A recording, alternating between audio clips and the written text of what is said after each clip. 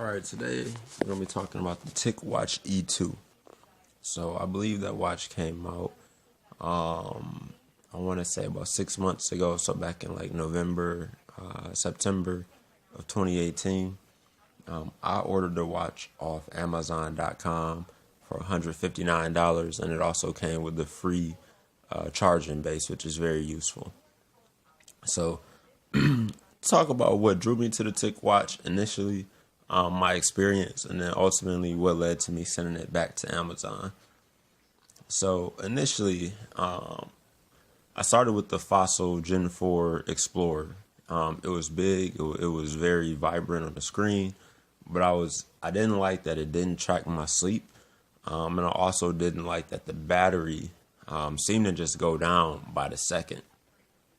So like it wouldn't last a full. It would last a full work day, but it definitely wasn't a watch that you could like wear to sleep and then go to work. You would have to charge it continuously. So you would have to charge it. Let's say you wear it when you're sleeping, you have to charge it before you go to work. So like after you sleep, charge it.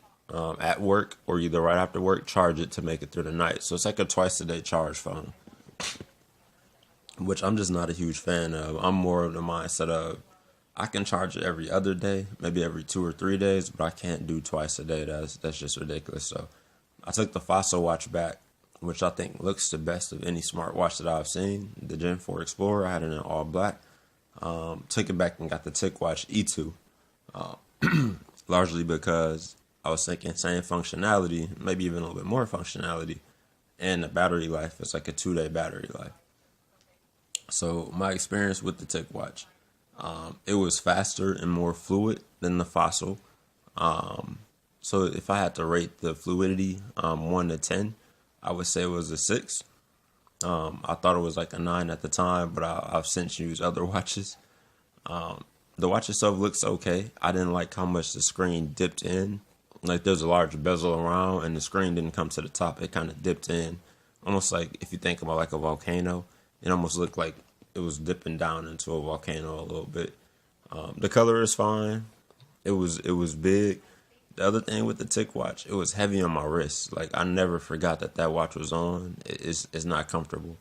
I think for me, I want something a little bit lighter, something that I can almost forget is on my wrist. So the Ticwatch was a little too heavy to me. I thought the battery life was okay, not great. Definitely 3 times as good as a Fossil. Like I could get through 24 hours for sure. One of the things I didn't like, it doesn't have sleep tracking. It says it's a feature that's coming soon. And overall, it was just okay. It wasn't bad. I didn't hate it. But for $160, I didn't. Let's say my barometer to keep an item is a 7. I have to like it a 7 out of 10. The Ticwatch was probably like a 6, 6.5. So like I thought about it. I debated taking it back or not. But when you're spending your hard-earned money on something, you want to like it. You want to enjoy it. So that's ultimately why I don't dislike the Ticwatch E2, but I did end up sending it back. And I bought the Ticwatch E2 and the C2 at the same time. The C2 was like the slightly smaller. So the Ticwatch I think was 42 millimeter. It was a pretty big watch. And I think the E2 was 42 or 46. And the C2 I think was like 4 millimeters less. So smaller, not too small, but smaller. I had both of those at the same time, and I noticed that I wore the C2 more than I wore the E2. And coming into it, I thought I would really love the E2, and I just bought the C2 as like insurance. But yeah, Mobvoi is nice. That's the other thing I want to point out. I'm not saying YouTubers are lying, but I did not have the experience. Got Cody here. I did not have the experience that the YouTubers had, because basically if you go on YouTube, they're going to allow the Ticwatches as the best option for like Android smartphones right now. And honestly, I just don't think that's the case. Like there's not a lot of great apps for Android smartwatches out there in general.